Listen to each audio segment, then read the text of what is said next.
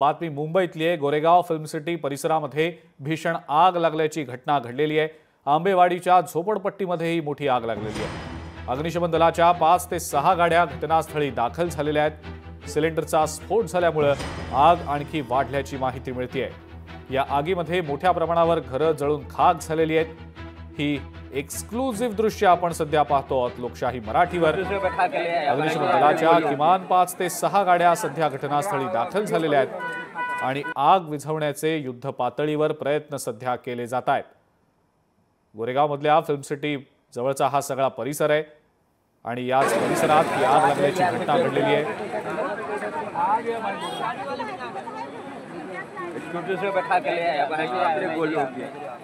भूषण शिंदे आपले प्रतिनिधी या संदर्भातली अधिक माहिती आपल्याला देत आहेत। भूषण, काय अपडेट आहे सध्या, तिथे काय परिस्थिती आहे?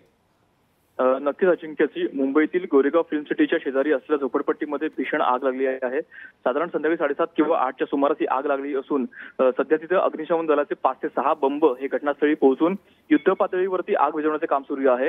एकंदर सिलेंडर ब्लास्ट झाल्यामुळे ही आग जी आहे ती अचानक वाढताना आपल्याला पाहायला मिळत आहे। त्यामुळे सध्या तिथं सुदैवाची बाब म्हटली तर अद्याप कोणतेही मृत्यू किंवा जखमीची सध्या माहिती मिळत नाही। त्यामुळे सध्या तशी माहिती नसावी अशा प्रकारे देखील म्हणण्यात आहे। त्यामुळे एकंदरीत सध्या ते युद्ध पातळीवरती काम सध्या सुरू आहे आग विझवण्याचं आणि एकंदर या संपूर्ण घटनेमध्ये अजूनही आग विझवण्याचं काम सुरू आहे आणि एकंदर साधारण अजून 2 ते 3 तास लागतील अशा प्रकारे देखील माहिती सध्या अग्निशमन दलाकडून दिली जात आहे। भूषण, मात्र ही आग नेमकी कशामुळे लागली? सिलेंडरच्या स्फोटामुळे लागली आहे का त्यामागे काही वेगळं कारण समोर येत आहे? काही प्राथमिक माहिती समजतीये का त्याबद्दल?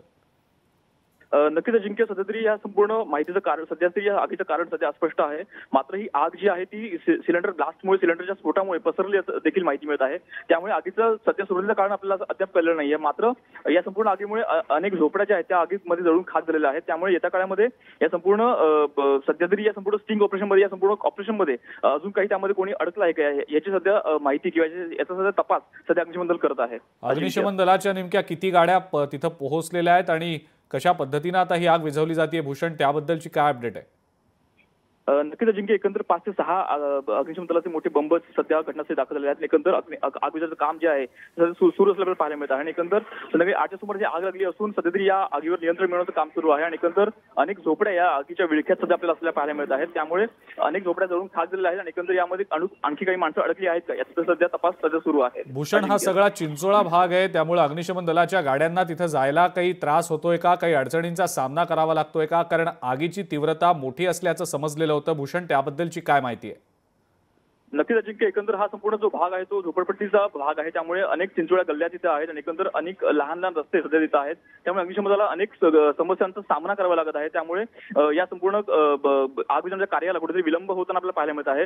मात्र अग्निशमन दलाच्या अनेक गाड्या तिथे पोहोचलेल्या आहेत। सध्या आग विझवण्याचं काम सुरू आहे आणि एकंदर तासात 2 तासामध्ये आगीवर संपूर्ण नियंत्रण मिळेल अशा प्रकारे देखील माहिती मिळत आहे।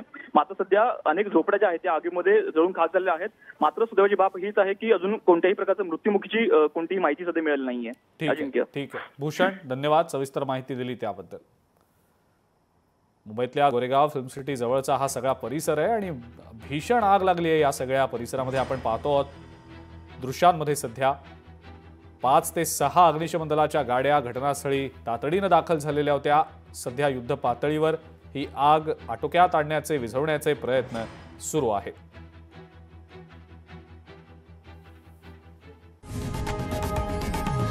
लोकशाही मराठी ऐका, पहा, जागरूक रहा।